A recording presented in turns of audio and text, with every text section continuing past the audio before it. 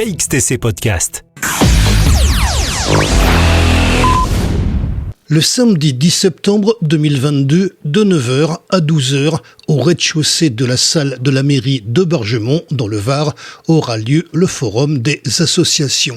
Nous avons demandé à Christophe Sarkissian, adjoint communication numérique, tourisme, association et festivités, des renseignements complémentaires sur cette manifestation. Le village de Bargemont, qui est situé en Dracénite, à une vingtaine de kilomètres de Draguignan, organise cette année traditionnellement son forum des associations de 9h à midi. Il présentera toutes les associations qui font partie du village et qui font vivre le village, car après les 2 dernières années, les gens ont besoin effectivement de renouer avec les activités de leur village. On a pu dès cet été recommencer les activités normales au niveau des associations. Les associations sont une richesse pour les villages et pour les villes. À Bargemont, nous avons des associations très dynamiques.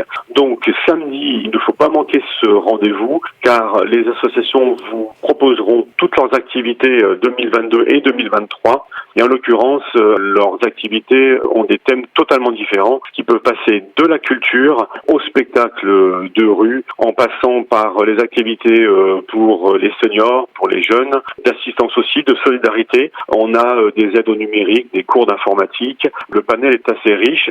Il y aura environ une dizaine d'associations qui seront là pour répondre à toutes vos questions et qui pourront vous inscrire ou vos enfants à leurs différentes activités. Le village de Bargemont a une position géographique assez privilégiée. Nous sommes à environ une demi-heure de Draguignan, environ une demi-heure presque de l'entrée des gorges du Verdon.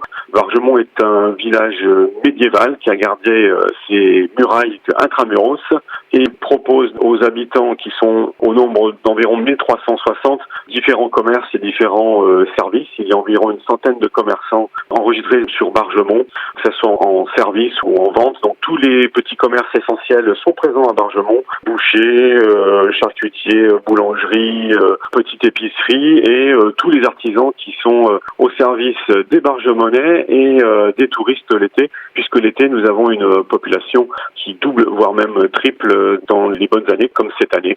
Cette année nous avons eu effectivement beaucoup de touristes, même si nous avons eu des petits soucis d'eau potable qu'au mois de juillet, tout ça s'est rentré dans l'ordre. Donc nous accueillons effectivement toute l'année grâce effectivement aussi à ces associations qui proposent aux Bargemonnaises et aux Bargemonnais en fait tout centre d'activité qui permet de faire vivre donc ces petits villages qui dépendent beaucoup en fait de la vitalité de ses habitants et de ses commerçants. Nous avons aussi une école qui comporte une centaine d'élèves et des soins médicaux, une maison, un EHPAD, une maison de retraite et des soins médicaux, kinés. Nous recherchons toujours un médecin activement. Voilà, ça c'est un message. Nous avons eu environ une vingtaine de familles qui sont venues s'installer à Bargemont et ça c'est très bien. Bargemont possède une autre richesse en plus de ces associations, ces belles fontaines. Eh bien, il possède 4 musées. Il y a 3 musées communaux et un musée intercommunal. Les 3 musées communaux ont une particularité, c'est qu'il n'en existe très peu en France, voire même ils sont uniques. Je vais commencer par celui qui est vraiment unique en France, qui est le musée du garde champêtre, car nous avons à Bargemont encore la chance d'avoir un garde champêtre et non pas un policier municipal. Monsieur Elisaf, le garde champêtre, a créé grâce à sa collection personnelle d'objets liés au garde champêtre un musée. Ça, c'est à ne pas louper si on s'intéresse à cette institution. D'autre part, nous avons un musée des fossiles et minéraux qui regroupe une collection de 3000 pièces de fossiles et minéraux, en partie trouvés dans la région et aussi dans le monde entier au niveau des minéraux. Ce sont des minéraux d'une qualité et des fossiles d'une qualité impressionnante. Nous avons également un autre musée qui s'appelle le musée de la mécanographie, qui est lui pas unique, mais il y en a 2 en France.